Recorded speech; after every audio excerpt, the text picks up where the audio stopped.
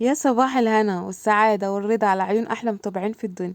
صباح النشاط والحيوية والطاقة الإيجابية والروتينات الحلوة على أحلى أخوات في الدنيا وأحلى متابعين. وبصوا يعني ربنا يديمكم نعمة في حياتي يا رب، اللهم أمين. النهاردة فيديو جديد، أنا ريهام أحمد ودي قناتي. لو لسه أول مرة بتشوفوا قناتي يا ريت تشتركوا في القناة وتزودوا عيلة البسيطة دي، اخوات وصحاب واصدقاء وكل حاجة من داخل مصر ومن خارج مصر. وجودكم وتشجيعكم ليا واشتراككم في قناتي شرف ليا وعلى راسي من فوق. منورني منورني منورني وكمان مرة منورني. وجودكم ده يعني حافز كبير جدا جدا في حياتي. ربنا يجعل لكم نصيب من جبر الخواطر يا احلى اخوات. اشتركوا في القناة بقى لو لسه مشتركتوش، وزودوا عيلة البسيطة دي اخوات وصحاب واحباب وقرايب وكل حاجة. دعمكم ليا بقى علشان القناة تكبر، مش هتكبر غير بيكم باشتراككم انتم. مستنية وقفتكم جنبي كده باللايك الجميل، وكمان اشتراك اهم حاجة، وكمان التعليق. هستنى تعليقاتكم يا اجمل مملكة في الدنيا. النهارده بقى دخلت كده على اوضه الاطفال، وما ادراكم ما اوضه الاطفال. يعني 24 ساعه متبهدله، مهما نضف فيها ما بتنضفش. طبعا اللي عنده اطفال ربنا يخلي لكم ولادكم يا رب، و... واللي يرزق كله مشتاق بالذريه الصالحه، واللي كده ربنا اللي نفسه في كل حاجه ربنا يحققها له يا رب في حق الايام المفترجه. فالنهارده بقى دخلت على اوضه الاطفال كده، فقلت اروقها برضو معاكم واظبطها ونفرشها مع بعض ونشوف هي محتاجة ايه. اهم حاجة بقى تشجيعكم ليا بقى كده. وتعالوا ناخد في اول الفيديو كده حسنات مع بعض، ونذكر الله ونصلي على النبي عليه افضل الصلاة والسلام. اللهم صل وسلم وبارك على سيدنا محمد صلاة تنحل بها العقد وتنفك بها الكرب ويأتي بها الفرج. دخلت على اوضه الاطفال بقى. كان فيها شويه هدوم كده محتاجين ان هم يتشالوا. في هدوم الولاد كانوا لابسينها وكانوا قلعهم يعني، وراحوا عند تيتا او مامتي امبارح. فكان محتاج فيه هدوم محتاجه ان هي تتشال في الغسيل، وفي هدوم نظيفه كانوا مطلعينها كده بيختاروا منها اللبس، فهدخلها الدولاب تاني. وبعد كده قلت برضو اشوف كده السراير محتاج بقى ان هي تتظبط كده، بقى لي كام يوم كده مكسله عنها. واليوم اللي بروح فيه عند ماما او والدتي يعني ما بعملش اي حاجه في الشقه، بسيبها كده. يعني بنصحى من النوم نجري، ما بنصدق ان احنا نقوم. يا دوبك بس مودي بيروح الدرس ويجي من الدرس نمشي على طول. فاليومين دول بقى هتقولوا لي ده هو في دروس وكده؟ فاحمد بدأ دروس، ايوه فعلا انا بدأت له، لان الميس بتاعته بترجع له يعني على اللي فاته. فالشهر اللي هو قعده من الدروس فحس ان هو نسي كل حاجة. فرجعته بقى علشان تراجع معاه وتشوف معاه ايه اللي ناقصه الشهر اللي قعده ده او الشهرين اللي قعدهم دول. وكمان علشان ما ينساش القرايه والكتابه، لان انا جيت اقريه كام كلمه الصراحه حس ان هو مش فاكر كتير كتير من الحروف يعني. وبس كده شلت الفرشه بتاعت السرير اللي فوق، ونزلت بقى اشيل الفرشه اللي تحت كده. وهنا بقى قلت بالمرة كده اضير المرتبة من كل وقت للتاني. بحب ان انا اضير المرتبة، يعني اجيب الوش تحت والظهر فوق هكذا، انتوا فاهمين؟ بحيث بقى ان المرتبة طبعا عشان المراتب عادية، فبتحسوا ان هي بتبلط من حتة، يعني حتة بتهبط كده وحتة بتبقى كأنها لسه معمولة، مش عارفة ايه السبب. فانا بقى من كل وقت للتاني بقوم قلباها كده، جايبه الوش فوق والظهر.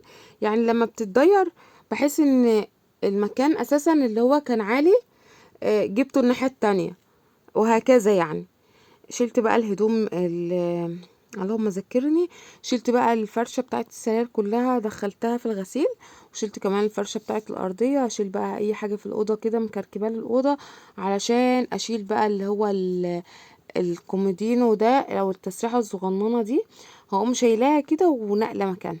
شيل بقى اي حاجه في الاوضه كده، شنط اي حاجه دخلتها الدولاب وخبيتها في الدولاب كده، بحيث ان ما يبقاش في كركبه كتير في الاوضه. لان طبعا اوضه الاطفال من كتر الالعاب ومن كتر الحاجات اللي بتبقى فيها فتحسوا ان هي زحمه على طول. فانا مريحه نفسي وشايله البوكس بتاع الالعاب اساسا في الدولاب. يعني انا حاطه البوكس بتاع الالعاب في الدولاب كده يعني منضفه الاوضه بيه. مش سايبه لهم غير كام لعبه بس بره كده، بيلعبوا بهم شويه وبشيلهم تاني. طبعا هما ما بيلعبوش كتير بالالعاب لان هما كبروا، من ربنا يبارك لي فيهم يا رب. فمش مركزين دلوقتي على الالعاب. فلو جالي بس مثلا ابن اختي ولاد اخواتي، ولاد اخوات جوزي، هم بقى اللي ايه بيحمسوهم ان هم يلعبوا بالالعاب اللي زي دي. لكن وهم لوحدهم كده ما بيجوش ناحية الالعاب خالص. لو وصلت لحد هنا يا قلب اختك بفكرك، لو الفيديو عجبك كده ولو 1% حتى، حط لي احلى لايك، وهستنى تعليقاتكم وتقولوا لي انتوا منين بقى، من اهني بلد، من داخل مصر ومن خارج مصر، وجودكم كده في قناتي على راسي من فوق. جبت بقى الكومودينو او التسريحه الصغنونه دي، جبتها جنب السرير، وقمت مبدله بقى ايه اللي هو التربو الاحمر ده، حطيته في الوش كده بحيث ان انا ايه اغير لهم الشكل بتاع الاوضه، لان انا عندي الاوضه او الشقه ذات نفسها كل حاجه فيها ضيقه شويه، فده بيبقى متحكم فيها ان انا ما بغيرش اي ستايلات في الاوضه. اي مثلا السرير اجيبه من هنا لهنا، فكل اللي انا بقدر اغير فيه ان انا اجيب مثلا الكومودينو او التسريحه دي، اجيبها من هنا لهنا. طبعا الناس اللي متابعيني من زمان عارفين ان الاوضه دي احنا عاملينها على ايدينا اساسا انا وجوزي. يعني السرير اللي هو الدورين ده انا عاملاه انا وجوزي، كانوا سريرين.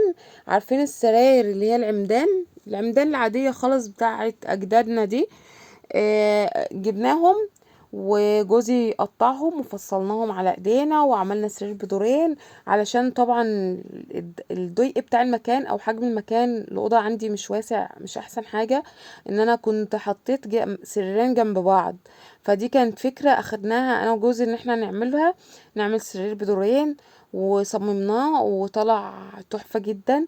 لان اياميها احنا كنا سائلين على السرير بدورين، السرير لوحده كان عامل حوالي 5000 جنيه، فاحنا ما صرفناش يعني رينج 2000 جنيه على بعضيهم، يعني مكملناهمش، لان كان عندنا سرير واشترينا عليه سرير، وكان عندنا المراتب بعتناها ان هي تتنجد وكده. فكانت يعني كان محاولة او تجربة حلوة الصراحة، وطلعنا بيه يعني طلعنا بيها بأحسن شكل. كل حاجة يعتبر كانت عندنا حاجات بسيطة بس اللي احنا اشتريناها من بره، طلعنا بالشكل اللي قدامكم ده. طبعا اللي متابعني من قناة تانية عارف ده كله اللي انا بقوله ده، كان جداد بقى، فانا بعرفكم يعني اهم انجازاتنا. فالأوضة دي احنا اللي عاملينها، فعلشان طبعا ولد وبنت وكده ولازم ينعزلوا عن بعضهم في النوم وكده، فانا حبيتش ان هما يبقوا على سرير واحد. قعدت افحر لحد لما ايه، هنحط سريرين، لا مش هينفع سريرين في الاوضه، طب نعمل ايه؟ الحل الوحيد ان هنعمل سرير بدورين. فروحنا اياميها سألنا وكده، فالسعر ما كانش احسن حاجه وما كانش متوفر معانا ان احنا نجيبه، فعملناه وطلع بالشكل اللي قدامكم ده تحفه جدا. وكمان طلع يعني احنا لو كنا اشتريناه من بره كنت حاسه ان انا مش هجيبه بالمتانه اللي احنا عملناها دي الصراحه. وجوزي نجده اهو، شايفين التنجيد؟ كل ده جوزي اللي عامله، ربنا يبارك لي فيه يا رب ويديه الصحه، اللهم امين. حاجات كتير احنا حولناها في الشقه، حاجات كتير يعني واحده واحده كده غيرناها مع بعض. مش شرط انك تدخلي على احسن حاجه، انك تتجوزي على احسن حاجه ومثلا لا انا عاوزه عفش مميز، عاوزه حاجه مميزه في الشقه، حاجه يعني معينه كده وتن يعني متحكمه عليها. والله العظيم يعني الحلو كله بيجي بعدين، يعني طالما بالك مرتاح كده، واهم حاجه في الحياه راحه البال الصراحه. فانتي يعني ايه يعني ما تركزيش على حاجات معينة كده، سيبي كل حاجة برزقها، كل حاجة بكل حاجة، يعني ايه هتلاقيها مشيت كده زي ما ربنا مرتبها. يعني انا مثلا كنت داخلة من غير اوضة اطفال خالص، ما عنديش اوضة اطفال عامة. ماما ادتني سرير، عشت بالسرير شوية واشتريت عليه دولاب، وبعد كده انجزنا ان احنا عملنا اوضة الاطفال دي على ايدينا انا وجوزي. كنت داخلة كنت متجوزة على انتريه كده اللي هو مش اللي هو كلاسيك والحاجات دي اللي هو الشكل المميز بقى والحاجات دي، لا كان انتريه عادي جدا. فمحمود انا عاوزه ركنه، حولهولي خلى ركنه. يعني كل حاجه طالما في ترابط كده في الحياه في العيشه بجد هتحس ان عيشتك حلوه، هتحس ان كل حاجه بتعدي كده، ما انتش يعني مش متحكمه في اي حاجه، او ان انتي عاوزه الحاجه دي تبقى هي الحاجه دي اللي لازم تيجي. لا سيبي ربنا يرتبها زي ما يرتبها، كل حاجة بتبقى مكتوبة عنده، كل حاجة لها فترة ولها وقت ان هي تيجي فيها. كده بقى كنت فرشت السرير اللي فوق، ونزلت بقى فرشت السرير اللي تحت. وكمان عاوزة اقول لكم من الملايات دي برضو احنا اللي عاملينها، يعني احنا اشترينا القماش وجوزي فصلهولي، يعني كل حاجة تحس انه في الشقة كده بقت انتاجنا خلاص. الحمد لله. فضل ونعمة من عند ربنا على فكرة، والحاجة بتبقى مميزة جدا، وتحسوا ان هو يعني ايه، بيبقى تجربة حلوة. وكده بقى كنت خلصت السراير وحطيت لهم بقى المروحة هنا بالشكل اللي انتوا شايفينه ده، لان كده جنب الفيشة بتبقى قريبة من الفيشة. وبعد كده هفرش الارضية ويبقى كده تمام التمام. ربنا بقى يهديهم كده ويسيبوا الشقة او يسيبوا الأوضة يومين تلاتة على ما هي عليه. انا فرشة الفرشة دي بتبقى بتساعدني، يعني بتبقى خفيفة كده ان هي تتشال تتنفض وبعدين افرشها تاني. وده كان شكل النهائي بتاع الأوضة. يا رب كده الفيديو يكون عجبكم كده. طبعا مش احسن حاجة، حاجات بسيطة جدا جدا، عارفة ان عيشتي بسيطة وشقتي بسيطة، بس بجد بالنسبة لي جنة. وبكده نكون وصلنا لنهاية الفيديو. يا رب الفيديو يكون عجبكم بقى، وتكون الأوضة دي نالت إعجابكم.